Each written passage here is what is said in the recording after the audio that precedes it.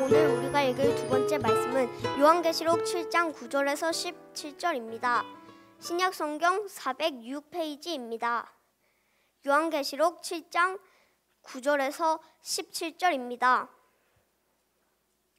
이 일 후에 내가 보니 각 나라와 족속과 백성과 방언에서 아무도 능히 셀 수 없는 큰 무리가 나와 흰 옷을 입고 손에 종려가지를 들고 보좌 앞에 어린 양 앞에 서서 큰 소리로 외쳐 이르되 구원하심이 보좌에 앉으신 우리 하나님과 어린 양에게 있도다 하니 모든 천사가 보좌와 장로들과 내 생물의 주위에 서 있다가 보좌 앞에 엎드려 얼굴을 대고 하나님께 경배하여 이르되 아멘. 찬송과 영광과 지혜와 감사와 존귀와 권능과 힘이 우리 하나님께 세세토록 있을지어다. 아멘 하더라. 장로 중에 하나가 응답하여 나에게 이르되 이 흰 옷을 입은 자들이 누구며 또 어디서 왔느냐. 내가 말하기를 내 주여 당신이 아시나이다 하니 그가 나에게 이르되 이는 큰 환난에서 나오는 자들인데 어린 양의 피에 그 옷을 씻어 흐하게 하였느니라. 그러므로 그들이 하나님의 보좌 앞에 있고 또 그의 성전에서 밤낮 하나님을 섬기매 보좌에 앉으신 이가 그들 위에 장막을 치시리니 그들이 다시는 줄이지도 아니하며 목마르지도 아니하고 해나 아주 뜨거운 기운에 상하지도 아니하리니 이는 보좌 가운데 계신 어린 양이 그들의 목자가 되사 생명수 샘으로 인도하시고 하나님께서 그들의 눈에서 모든 눈물을 씻어 주실 것임이라. 아멘. 이는 거룩하신 하나님의 말씀입니다.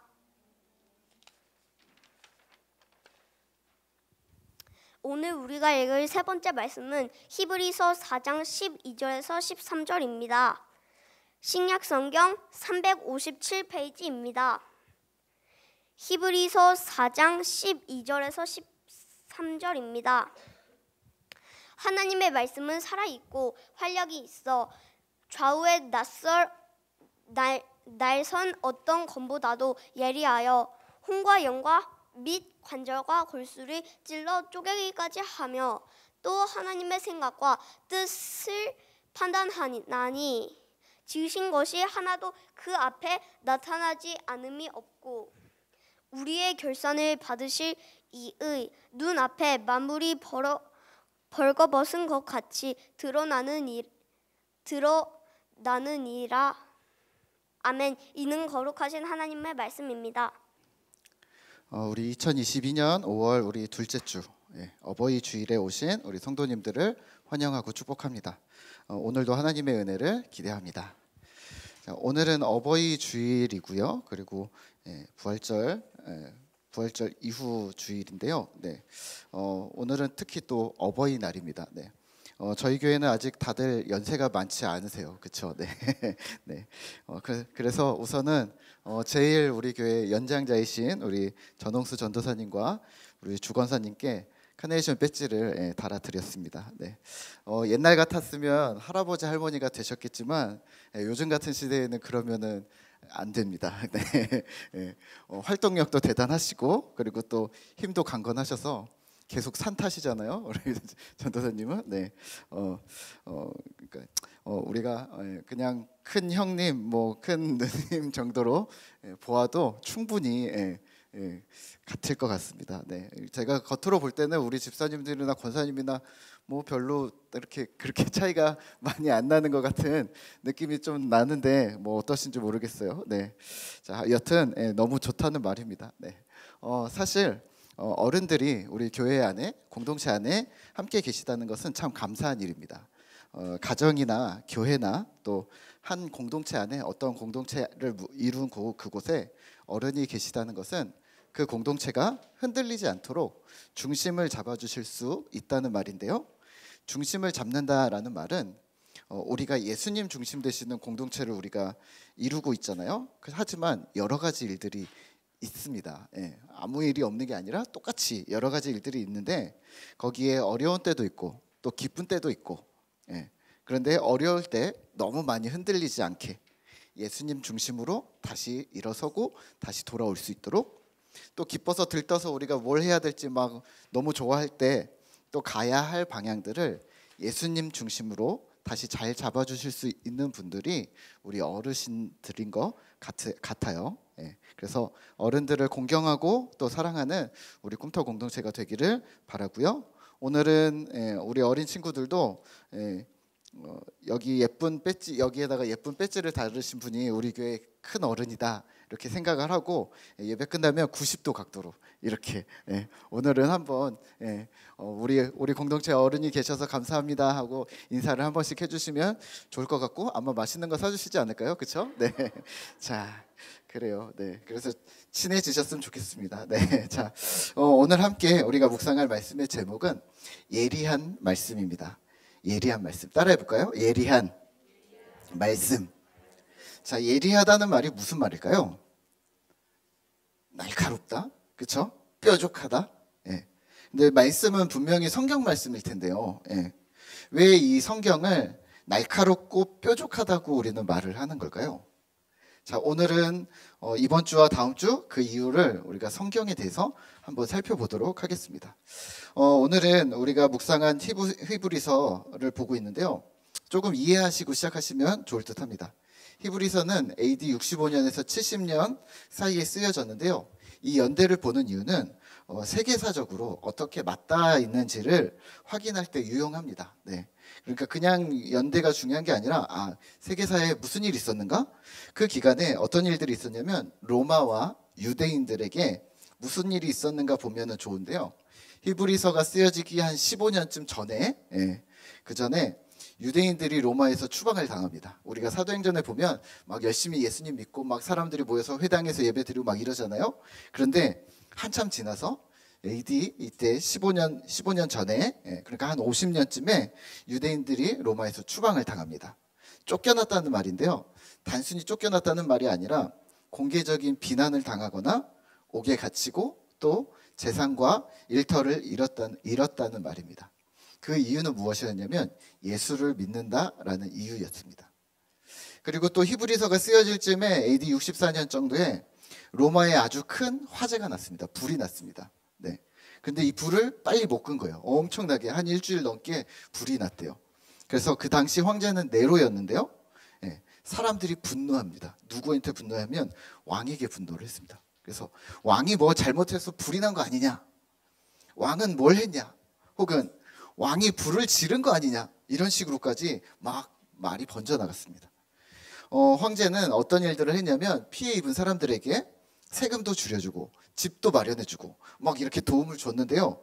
사람들이 잠잠해지질 않는 거예요. 오히려 왕을 더 많이 원망합니다.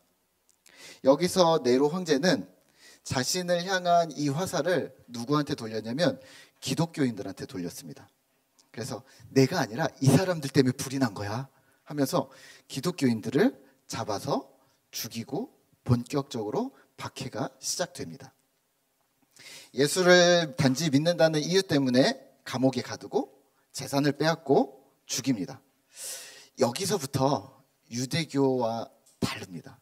여기서부터는 유대교는 제외되었습니다. 왜냐하면 유대교는 공식적으로는 로마에서 인정된 종교였고요. 기독교는 이제 막 새로 시작한, 그리스도교는 이제 막 새로 시작한 아직 크지 않은 신생 비공식적인 종교였기 때문입니다. 그래서 그리스도교를 타겟으로 삼았던 거죠. 그래서 이런 분위기가 있었습니다. 교회 안에 유대교로 돌아가자. 이러한 시점에 히브리서가 쓰여졌는데요. 누가 저자인지 독자인지 누구인지 확실하지 않지만 명확한 것은 유대인 그리스도인들을 향해 핍박과 두려움을 언제든지 피할 수 있는, 어떻게? 유대교로 돌아가기만 하면 돌아가기만 하면 그 모든 것들을 피할 수 있는 이 유대인들을 향해, 그 그리스도인들을 향해 쓰여진 설교입니다. 그러니까 오늘 히브리서는 오늘 우리랑 겹치는 부분이 되게 많습니다. 어떤 부분이냐면 히브리서는 이방인이나 비신자들을 향해 쓰여진 책이 아니라 성경 지식에 빠삭한 사람들, 오랫동안 하나님을 믿어온 사람들, 그리고 종교적인 행동이나 유대 율법, 구약 성경에 대해 해박한 사람들에게 쓰여진 책이라는 겁니다. 그래서 강력한 성경 논리가 함께 있고요. 또한 더불어서 하나님의 경고를 슬쩍 포함하고 있습니다. 오늘 히브리서는요, 특이한 점이 있는데요. 계속해서 비교를 합니다. 누구랑 누구를 이렇게 비교를 하는데요. 예수님과 상대방을 이렇게 비교를 하고 있습니다. 자, 지금부터 퀴즈를 좀 드릴 텐데요. 어려울 수도 있어요. 잘 생각을 해보세요. 보기를 1번, 2번 드리도록 할게요. 누가 높고 뛰어난지를 대답해 보시기만 하면 됩니다. 자, 우선은 연습 문제. 자, 목사님이 높을까요? 예수님이 높을까요? 진짜요? 네, 맞췄지만 연습 문제였습니다. 예수님이 높죠, 그렇죠? 자, 목사님 이제 질문 드릴게요. 천사가 높을까요? 예수님이 높을까요? 예수님 맞아요? 천사 아닙니까? 예수님 맞아요? 네. 자, 그럼 두 번째. 모세가 높을까요? 예수님이 높을까요? 예수님이 높을까요? 자, 그러면 혹시 여호수아 알아요? 7번 성을 돌아가지고 성을 무너뜨렸다? 여호수아가 높을까요? 예수님이 높을까요? 잘하는데요? 네. 자, 조금 더 어려워요, 이번에. 레위 제사장 알아요? 네, 레위 제사장 이렇게 세마포 옷을 입고 하나님께 제사를 드렸던 레위 제사장이 높을까요? 예수님이 높을까요? 예수님 맞아요? 예수님 맞아요? 이번엔 제일 어려워요. 자, 성경책 있죠, 성경책. 자, 구약 성경이 높을까요? 예수님이 높을까요? 성경과 예수님 누가 높을까요? 이 성경. 예수님 맞아요? 네. 어떻게 알았지? 너무 잘하는데요? 네. 자, 그래요. 잘했어요. 네. 자, 어린 친구들과 우리 모두가 알고 있는 이거를요. 예수님이 높다는 이 사실을 그 당시 그리스도인들, 특히 유대 그리스도인들은 자꾸 헷갈려 했습니다. 유대 전승에 시내산에서 모세가 내려올 때 어떤 일이 있었냐면 율법과 하나님의 말씀을 시내산에서 받을 때 하나님이 직접 주신 것이 아니라 천사를 통해 모세에게 율법이 주어졌다고 유대인들은 믿고 있었습니다. 그러니까 똑같은 말이긴 한데요. 천사와 함께 천사를 통해 주었다라고 이야기를 믿고 있었던 거죠. 따라서 유대인들에게 천사는 어떤 존재였냐면 하나님과 같은 위상의 존재였습니다. 그러니까 천사는 곧 하나님이었던 거죠. 구약에 나오는 천사, 하나님의 사자, 하나님의 종, 그리고 하나님이라는 단어는 어떤 단어로 표현을 했건 이거 천사 아니야? 이거는 하나님의 종 아니야? 이건 하나님의 사자 아니야? 여호와의 사자는 천사 아니야? 뭐 이렇게 우리가 이해할 수 있지만 그러한 단어들이 나올 때 이렇게 이해하시면 됩니다. 어떤 단어로 나왔건 그 시대의 사람들은 하나님을 만났다는 표현이었습니다. 그렇게 이해하시면 되는데요. 그러면 이들은 천사들이 전해진 율법을 매우 중요하게 여겼던 것이죠. 히브리서 기자는 너희가 천사들이 전해준 그 율법을 그렇게 중요시하고 있다면 우리는 천사보다 더 뛰어나신 예수님의 말씀, 하나님의 아들이 선포하신 이 말씀에 얼마나 우리는 더 주의를 기울여야 하는가? 너희는 그걸 기억해야 돼 라고 말하고 있는 겁니다. 또 모세는요, 어떤 사람이었냐면 유대교회는 엄청난 사람이었습니다. 유대교회에서는 엄청난 존재였는데요, 하나님의 말씀을 이 땅에 최초로 전달한 선지자였습니다. 이스라엘 역사상 가장 위대한 지도자였습니다. 모세는 이스라엘을 애굽에서 건져내었고 또 광야 40년을 기적 같은 일들로 계속해서 지켜냈던 그런 인도자였습니다. 그런데 이러한 그리스도인들에게 모세보다 예수님이 뛰어난 거 알지? 라고 얘기했을 때 그 사람들이 당황했고, 그리고 그럼 넌 누구를 따라야겠어? 당연히 예수지 라고 이야기하고 있는 겁니다. 히브리서 전체를 보시면요, 1장 2장에서는 천사를, 3장 4장에서는 모세와 여호수아를, 5장에서 10장까지는 레위 제사장, 제사법, 율법보다 더 크신 이가 바로 영원한 대제사장인 예수님이다라고 선포하고 있습니다. 그리고 이렇게 얘기합니다. 이 영원하신 대제사장 예수께 충성함으로 너희는 영원한 안식에 참여할 것이다. 영원한 안식이라 하면 구원이겠죠. 오늘 4장 1절인데요. 제가 읽어드리겠습니다. 히브리서 4장 1절인데요. 그러므로 우리는 두려워할지니 그의 안식에 들어갈 약속이 남아있을지라도 너희 중에는 혹 이르지 못할 자가 있을까 함이라. 아멘.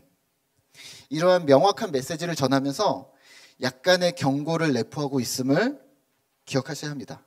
1절인데요. 구원의 약속이 남아있는데 혹시 이르지 못할 자가 있다. 왜? 2절입니다. 똑같이 복음을 받았지만 말씀을 들은 자가 그 말씀을 믿음과 결부시키지 아니했다. 다시 말하면 믿음으로 살아내지 않았기 때문이다라고 얘기합니다. 4절에서도 같은 말을 합니다.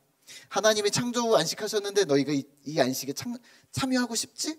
그런데 그 영원한 안식에 6절에 보면 아직도 자리가 남아있는데, 다시 말하면 그냥 우리가 흔히 편하게 얘기하면 천국에 아직도 자리가 많이 남아있는데 순종하지 않으므로, 말씀대로 살지 않으므로 들어가지 못하고 있다라고 얘기합니다. 다윗도 같은 말을 한다고 합니다. 7절입니다. 너희 마음을 완고하게 하지 말라. 8절입니다.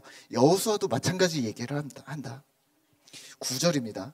아직 안식할 때 구원의 기회가 아직도 많이 남아있다. 그리고 결론은 뭐냐면 이렇게 얘기합니다.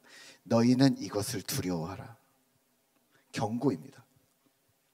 말씀을 믿음으로 실제 내 삶으로 가져오지 못해서 벌어지는 결과들을 스스로 책임져야 한다. 책임져야 할 거야. 나는 그게 두려워 라고 이야기하고 있는 것입니다.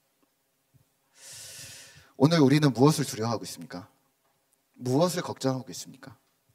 건강입니까? 아니면 앞날에 대한 두려움입니까? 혹은 경제적인 요소들입니까? 아니면 내 일신의 안락, 평안입니까? 혹은 세상의 그 어떤 것들입니까? 히브리서를 통해 전체적으로 이런 대조를 계속하고 있습니다. 너희는 두려워하지 말라. 누구를? 세상을. 하지만 너희는 두려워하라. 누구를? 하나님을. 논지가 명확합니다. 하나님을 두려워하고 세상을 두려워하지 말라. 그래서 10장, 11장부터는 엄청난 사람들이 나오죠. 박해를 당하고 괴로움을 당하고 유리하고 방황하지만 하나님을 두려워하며 세상을 두려워하지 않았던 사람들. 자, 그렇다면 오늘 우리가 생각할 부분은 여기서 하나님의 말씀의 위치입니다. 오늘 4장 12절인데요. 우리 한번 같이 읽어볼까요? 히브리서 4장 12절입니다. 시작. 하나님의 말씀은 살아있고 활력이 있어 좌우의 날선 어떤 검보다도 예리하여 혼과 영과 및 관절과 골수를 찔러 쪼개기까지 하며 또 마음의 생각과 뜻을 판단하나니. 아멘. 하나님의 말씀은 살아있습니다. 아멘. 아멘. 하나님의 말씀은 날선 검, 예리한 검입니다. 아멘. 아멘. 자, 이 예리한 말씀은 혼과 영과 관절과 골수를 찔러 쪼개고 내 마음과 내 생각과 이 모든 것들을 다 파헤치고 파악한다고 말하고 있습니다. 오늘날로 치면 이렇게 이해하시면 될 것 같아요. 날선 검 하니까 우리가 조금 와닿지 않을 수도 있는데요. 이렇게 생각하면 어떨까요? 두 가지 측면을 볼 것 같은데요. 하나는 오늘날로 말로 하면 엑스레이 정도? 아니면 MRI? 네. 와닿지 않으세요? 아니면 인바디 체중계? 네. 감춰져 있지만 딱 올라서는 순간, 네. 지방이 몇 프로인지, 근육이 몇 프로인지, 하여튼 뭔가 균형이 어그러져 있다는 것을 딱 명확하게 파악해 주는 어떠한 숨겨진 것들을 파헤쳐 주는 역할을 합니다. 다 체크해내는 거죠. 그래서 13절에서 이렇게 얘기하는 거죠. 지으신 것이 하나도 그 앞에 나타나지 않음이 없고 주님의 눈앞에 만물이 벌거벗은 것처럼 모두가 드러난다. 그런데 하나님의 말씀은 한 가지 더 역할을 합니다. 동시에 수술칼 혹은 레이저 치료 이런 거를 생각하시면 좋을 것 같은데요. 강력하고 집중적인 치료를 통해 회복시키는 역할까지 합니다. 그게 바로 하나님의 말씀입니다. 질문 하나 드릴까요? 그렇다면 하나님의 말씀은 왜 우리를 파헤치는 걸까요? 왜 어떤 걸 우리에게 도대체 무엇을 원하는 걸까요? 웨스터민스터 소요리 문답 2번에서는요, 하나님이 우리에게 주신 규칙이 있다고 말을 합니다. 그 규칙은 뭐냐면 성경이다.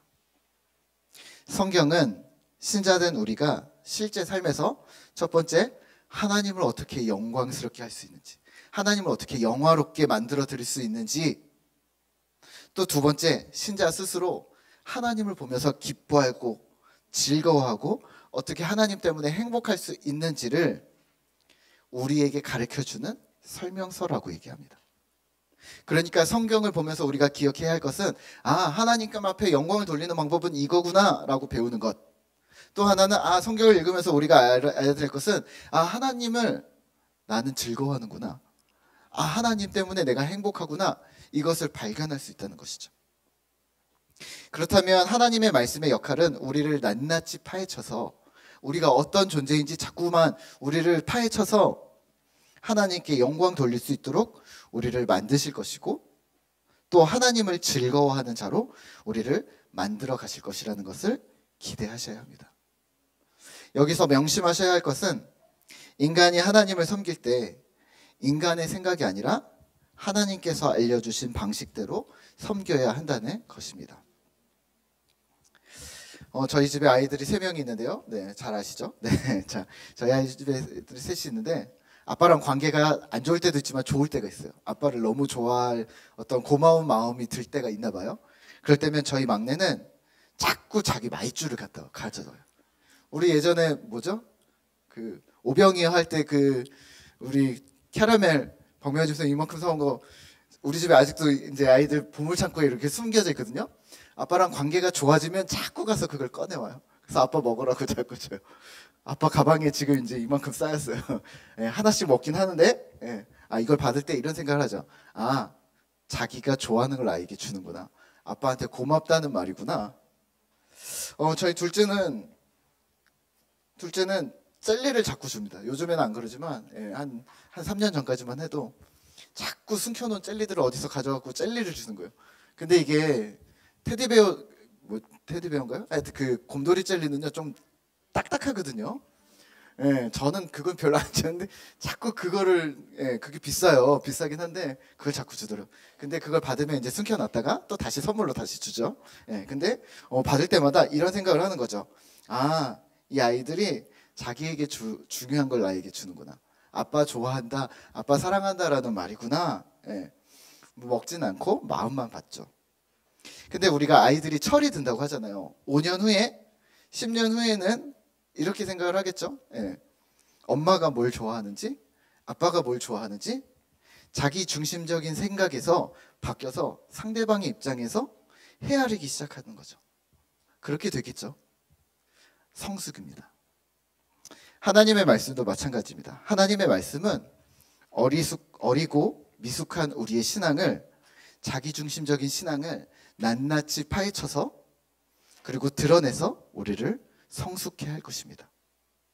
하나님의 방식으로 하나님을 섬길 수 있도록 우리에게 알려주기 시작할 것입니다. 그래서 이를 두려워하라고 합니다. 무엇을 두려워하냐면, 같은 말씀을 받고 지금 출발했는데 구원에까지 이르지 못하는 사람들이 있을 수 있다. 그러니 말씀을 듣고 말씀 앞에 서고 직면하고 나를 바꾸고 연단하여 성숙하면서 그 말씀이 실제가 되게 하라라고 명령합니다. 그러면 우리는 오늘 성경 말씀을 어떻게 이용해야 할까요? 읽어야 합니다. 성경을 읽을 때 하나님께서 성경을 통해서 우리와 소통하신다는 사실을 기억하셔야 합니다. 우리가 하나님을 인격적으로 만난다, 예수님을 인격적으로 만난다, 이 이야기를 하잖아요. 어떻게 그걸 가능하게 할까요? 저는 요 근래 한 2년 동안, 앞뒤로 2년 동안 정용선 목사님이라는 분의 책을 많이 탐독을 했습니다. 예, 그분 책을 많이 사가지고 좀 여러 번 읽었는데요. 그분과 대화를 많이 했습니다. 그분이 이렇게 얘기하시더라고요. 목사는 공부해야 돼. 그럼 뭐 제가 질문합니다. 목사님, 언제까지 공부를 해야 되는데요? 졸업했는데요. 평생 해야 돼. 목사님, 저는 못해요. 네가 사역자라면 그건 네 사명이야. 목사님, 무슨 공부가 사명입니까? 예? 사역을 해야지 사명이 공부는 아니지 않습니까? 그래서 이렇게 얘기를 하시더라고요. 신자를 제자로 만드는 것이 내 사명이라면 너는 계속해서 공부해야 되고 너는 계속해서 성장해야 돼. 제가 그래서 대답했습니다. 그렇군요. 알겠습니다. 진짜 대화한 걸까요? 목사님을 제가 진짜 만난 걸까요? 못 만났어요. 아직 못 만났어요. 언젠가 만나겠죠? 근데 책 속에 있는 그 목사님의 글을 보면서 목사님의 말씀을 듣고 또 제가 질문하고 그 목사님이 책을 통해서 목사님이 대답하시고, 우리가 살아있는 인간 저자들과 이 역할들을 하고 있는데요. 성경도 비슷한 부분이 매우 많습니다. 하나님이 지금 우리에게 무엇이라고 말씀하실까? 또 예수님이라면 어떻게 하셨을까? 이런 고전적인 질문들을 통해 그 뜻을 찾아갈 수가 있는데요. 우리에게 주어진 성경을 통해 하나님이 지금 우리에게, 우리의 상황에 뭐라 말씀하실지 충분히 알아갈 수 있다는 말입니다. 어떻게 이것이 가능할까요? 구약 성경은 2000년 동안 쓰여졌습니다. 신약 성경에는 예수님이 직접 말씀하셨습니다. 그래서 가능한 겁니다. 구약 성경 2000년 역사를 기록해 놓은 이 성경에 우리와 비슷한 상황, 비슷한 사건들이 한 번도 없었을까요? 하나님께 불순종하는 자들에게 하나님은 화를 내셨죠. 하나님을 시험하는 자들에게 하나님은 진노하셨죠. 하나님을 의심하는 자들에게 하나님은 의심을 풀어주실 때도 있었지만 꾸중하실 때도 있었죠. 또 회개하며 순종하는 자들에게는 하나님께서 불쌍히 여겨주시거나 용서해 주셨죠. 하나님은 너를 심판하겠어 라고 선지서에서 계속 얘기하지만 또 항상 회개할 기회, 하나님 앞으로 돌아올 기회를 또 주셨죠. 하나님이 그런 분이신 걸 아시죠? 잘 아실 수가 있죠. 네, 우리는 성경을 통해 이를 잘 알 수가 있습니다. 또 신약 성경을 통해 하나님에 대해 예수님이 직접 입으로 말씀해 주셨어요. 예수님의 입술로 막 말씀을 해 주셨어요. 감추어졌던 계시가 예수님 때문에 단어로, 문장으로 우리의 귀에 들리게 됐고, 오늘 우리에게는 이 글이라는 책으로, 성경으로 우리에게 드러났습니다. 그렇다면 오늘 우리는 무엇을 해야 할까요? 제대로 신앙하고 싶다면, 제대로 하나님의 뜻을 알고 싶다면 우리는 하나님의 말씀인 성경에 집중하셔야 합니다. 목사님, 제가 공부할지 말지 성경에 쓰여 있다는 말인가요? 제가 A라는 대학에 갈지 B라는 대학에 갈지 하나님이 가르쳐 주신다는 말일까요? 목사님, 제가 회사를 다닐지 아니면 사업을 할지 이걸 성경을 통해서 알 수 있다는 말입니까? 성경은요, 미래를 점치는 책은 아니에요. 우리의 운명은 정해져 있지 않습니다. 하나님을 오해하시지 않으시면 되는데요. 하나님은 이렇게 얘기하시지 않는다는 거예요. 너 공부해. 너 이 학교 가. 너 이런 일 해. 라고 명령하지 않으셨다는 거예요. 이렇게 생각하면 어떨까요? 하나님을 좋으신 아버지라고 생각하면 어떨까요? 하나님은 이렇게 얘기하세요. 네가 무엇을 하든 나는 네 편이야. 그런 좋은 아버지와 함께 살고 있습니까? 네. 네가 무엇을 하든 나는 네 편이야. 네가 하는 걸 나는 긍정해. 지지하겠어.